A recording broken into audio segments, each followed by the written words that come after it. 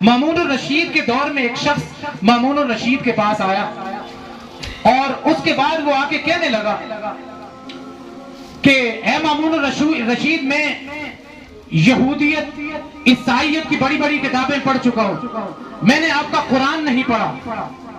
تو مامون الرشید نے اس کو قرآن کا تحفہ دیا اور کہا کہ اس قرآن کو پڑھو، اور قرآن کو پڑھنے کے بعد جب اس کی تاثیر تمہارے دل کے اوپر اثر کر جائے پھر میرے پاس آ جانا، پھر تمہیں میں اپنے علماء سے کہوں گا، وہ تمہیں کلمہ پڑھائیں گے۔ اس نے کہا میں ایسے کلمہ نہیں پڑھتا، میں نے تورات کو حفظ کیا ہوا ہے، میں نے انجیل کو حفظ کیا ہوا ہے، میں قرآن کی جب تک تحقیق نہ کر لوں، ایک ایک آیت، ایک ایک زبر زیر پیش شد مد کو پلوڑ نہ لوں، اس وقت تک میں کلمہ نہیں پڑھ سکتا، اس وقت تک میں مسلمان نہیں ہو سکتا۔ ہارون الرشید نے اس کو قرآن کا تحفہ دیا، قرآن کا تحفہ دیا۔ جب ہارون الرشید نے قرآن کا تحفہ دیا، وہ شخص کاتب تھا، بڑا لکھاری تھا، بہت خوبصورت وہ لکھائی کرتا تھا۔ اب اس نے کیا کیا، اس نے قرآن کی چند ایک آیتیں اٹھائی، ان کو لکھنا شروع کر دیا۔ اس نے قرآن کی آیتوں کو ٹیڑھا لکھنا شروع کر دیا، ایک آیت کو پہلے لکھا، پھر ایک کو بعد میں، پیچھے والی آیت کو آگے، آگے والی آیت کو پیچھے، بیچ میں سے کہیں سے الفاظ کو چھوڑ دیے، کہیں سے واو چھوڑ دی، کہیں سے ہوا چھوڑ دیا، چھوڑتے چھوڑتے اس نے یعنی کہ ایک ایسی وہ آیتوں کا ایک ایسا ملغوبہ بنا کے رکھ دیا کہ جس میں آیتوں میں کافی ساری اس نے غلطیاں کی ہوئی تھی، وہ خوبصورت سا کر کے اس نے رکھ دیا، ایک کتاب بنا لی۔ پھر وہ تورات کے اندر اس نے تورات کے ساتھ بھی یہی کیا، تورات کی چند ایک سطور کو اس نے لیا، ان کے اندر ترمیم کر کے، کمی بیشی کر کے، خوبصورت سا لکھنے کے بعد اس کو بھی اس نے ایک کتاب بنا کے رکھ لیا۔ پھر انجیل کے ساتھ بھی اس نے یہی کیا۔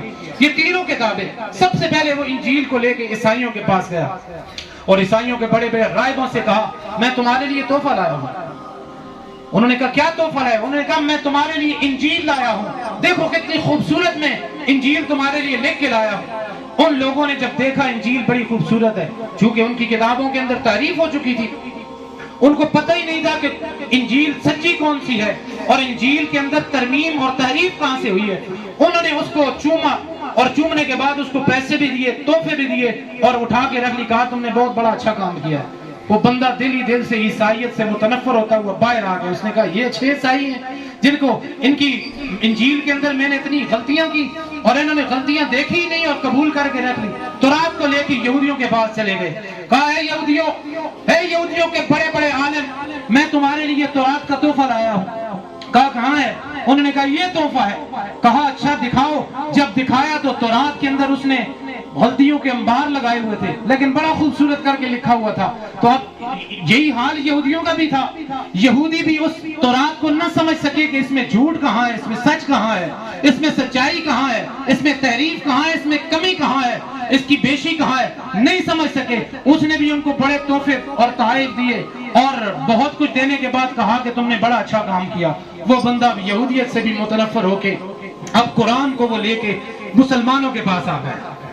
سبحان اللہ۔ اب وہ قرآن کو لے کے مسلمانوں کے پاس آ گیا۔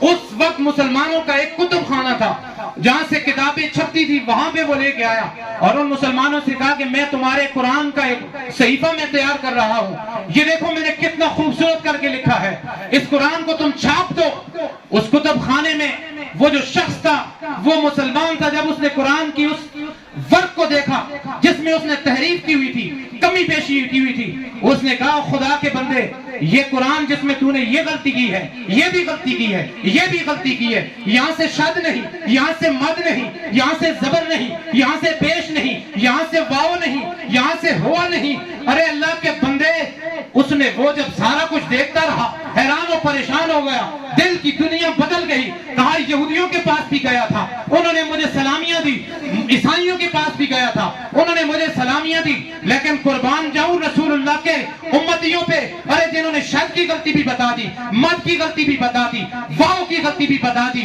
اس بندے نے کہا اللہ کے بندے یہ قرآن اپنا اٹھا، یہ غلطیوں سے بھرا ہوا قرآن نہیں ہے، یہ تمہاری بنائی ہوئی کوئی کتاب ہو سکتی ہے، اللہ کی کتاب نہیں ہو سکتی، اس کتاب کو اٹھا کے لے جا ورنہ مسلمان تمہارے ساتھ اچھا سلوک نہیں کریں گے۔ تو میری بات کرتا ہے، ارے میں تو حافظ بھی نہیں ہوں۔ ادھر سے ایک گلی سے چھوٹا سا بچہ لے کے آیا جو حافظ قرآن تھا، اس بچے نے اسے گن گن کے غلطیاں بتائی، کہا یہ بھی غلطی ہے، یہ بھی غلطی ہے، یہ بھی غلطی ہے، یہ بھی غلطی ہے۔ ارے اس نے کہا تو چاہتا ہے کہ قرآن کے اندر کمی بیشی کا ہمیں پتہ نہیں چلے گا. اور اللہ کے بندے قرآن کا یہ معجزہ ہے, قرآن کا یہ اعجاز ہے کہ اللہ تبارک و تعالی اس قرآن کو تو ہزاروں سینوں کے اندر اللہ تعالیٰ نے معجزہ کیا ہوا ہے. اللہ تعالیٰ نے اس قرآن کو تو ہزاروں سینوں کے اندر مسلمانوں کے بچے کے سینے میں اللہ تبارک و تعالیٰ نے اس معجزے کو معجزہ کیا ہوا ہے. قرآن کی اگر سارے صحیفے بھی اگر دنیا سے ختم ہو جائیں تب بھی قرآن کا ایک حرف بھی, ایک شد بھی, ایک مد بھی ختم نہیں ہو سکتی, کیونکہ قرآن اللہ کے محبوب کے امتیوں کے سینے میں موجود ہے. سبحان اللہ.